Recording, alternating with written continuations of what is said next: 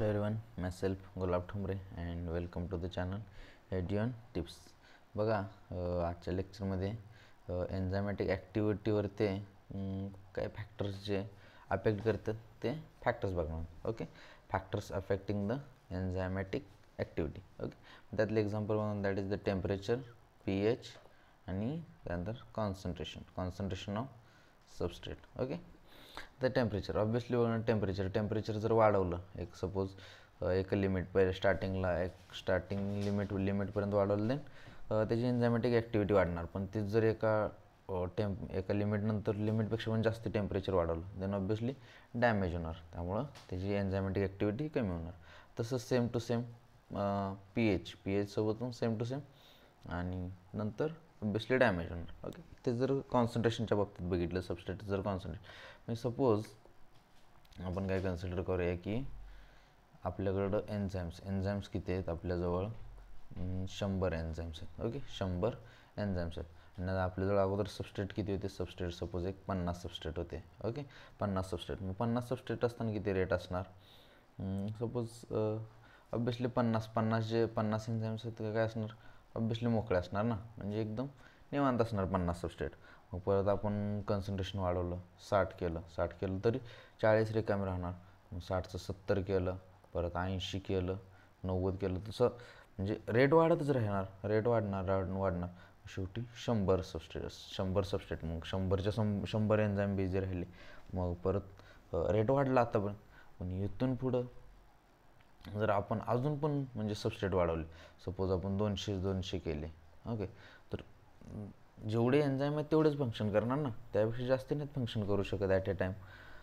त्यामुळं रेट पुन्हा काय होणार, म्हणजे काय म्हणतात कॉन्स्टंट होणार. म्हणजे एक फिक्स ह्याच्यापर्यंत वाढणार, परंतु पुन्हा कॉन्स्टंट होणार. म्हणजे जेवढं एन्झाईम आहे तेवढेच फंक्शन करणार ना, बाकी जे सबस्ट्रेट म्हणजे एम्प्टीज राहणार. That's the today's concept. Okay, तर आपण डिटेलमध्ये बघूयास, परंतु एक ओव्हरव्ह्यू दिला. Okay, let's study in detail. एक जस्ट ओव्हरव्ह्यू दिला आहे. पहिलं काय म्हणतं, temperature and pH. Okay, temperature and pH. Okay, enzymes generally function in narrow range of temperature and pH. Yes, each enzyme shows its highest activity at particular temperature and pH called optimum temperature. म्हणजे एक particular एक काय म्हणतात स्टार्टिंगला कसं असणार, स्टार्टिंगला काय म्हणते बघा ऑप्टिमम, म्हणजे एक पीक असतो ना, त्याला काय म्हणतात ऑप्टिमम. ओके,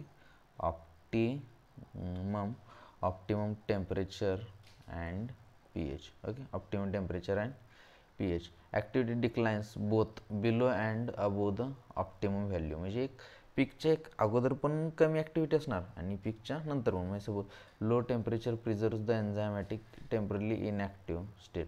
म्हणजे स्टार्टिंगला कसं असतं, इनॲक्टिव्ह असते. मग जसं टेम्परेचर वाढवलं तसं त्याची ॲक्टिव्हिटी वाढणार, परंतु एक पीक येणार. पीक नंतर मग एन्झाईम डॅमेज व्हायला चालू होते, मग त्याची ॲक्टिव्हिटी डिक्रीज व्हायला चालू होते. सेम टू सेम स्टार्टिंगला इनॲक्टिव्ह असणार, जसं pH वाढवलं तसं इन्क्रीज केला तसं त्याची ॲक्टिव्हिटी वाढणार, परंतु एक पीक येणार, मग त्याची ऑप्टिमम व्हॅल्यू येणार. त्यानंतर मग ते ऑब्वियसली डिक्रीज व्हायला चालू होते. ओके, मग ते डॅमेज व्हायला चालू होते आणि त्याची ॲक्टिव्हिटी मग डिक्रीज व्हायला चालू होते. That's all. Enzymatic activity proteins are denatured by it. Okay, आता concentration. With the increase of substrate concentration, the velocity of enzymatic reaction rises first. Okay, पहिल्यांदा राईज होणार. ओके, पहिल्यांदा राईज इथे ग्राफ दिला आहे. सपोज ही जे आहे ना, this is optimum. Okay,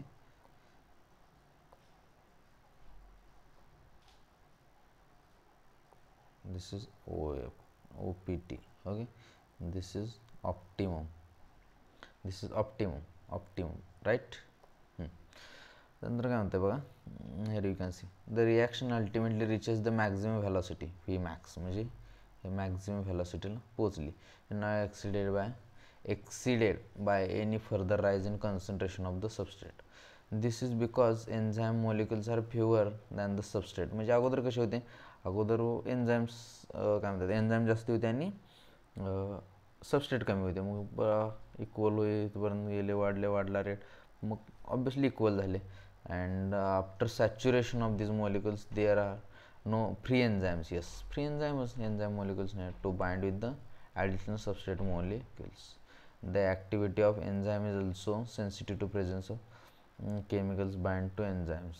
Bind म्हणजे काय म्हणतात माहिती आहे का, सपोज काय केलं माहिती आहे का, एक एन्झाईम आहे सपोज, दिस इज एन्झाईम. मग इथं काय करत आहे, एक असं सेम टू सेम असं एक सबस्ट्रेट येऊन बाइंड होणार आहे, राईट. असं एक सबस्ट्रेट बाइंड होणार आहे. ओके, म्हणजे सपोज दिस इज एन्झाईम आणि हा सबस्ट्रेट आहे, सबस्ट्रेट असं बाइंड होणार. The activity of enzyme sensitive specific chemical bind to enzyme when the binding of chemical shuts off. म्हणजे काय केमिकल जे असतात ना, सबस्ट्रेट म्हणून बाइंड होतात आणि ह्या एन्झाईमलाच काय म्हणतात, डॅमेज करून टाकतात. म्हणजे shuts of the activity that, म्हणजे ह्या प्रोसेसला काय म्हणतात, इनहिबिशन. Okay, inhibition. आणि हे जो केमिकल करतो ना, त्या केमिकलला काय म्हणतात, इनहिबिटर. ओके, म्हणजे सपोज हा एन्झाईम होता आणि एन्झाईमला म्हणजे सबस्ट्रेट आहे म्हणून तो बाइंड होतोय आणि तो केमिकल जो बाइंड होतोय ना, तो केमिकल काय करतोय, तो बाइंड झालं की एन्झाईमलाच पूर्ण डिस्ट्रॉय करून टाकतोय, म्हणजे डॅमेज करून टाकतोय. आणि प्रोसेसला काय म्हणतात, इनहिबिशन असं म्हणतात. ओके, आणि जो केमिकल असते त्या केमिकलला म्हणतात इनहिबिटर.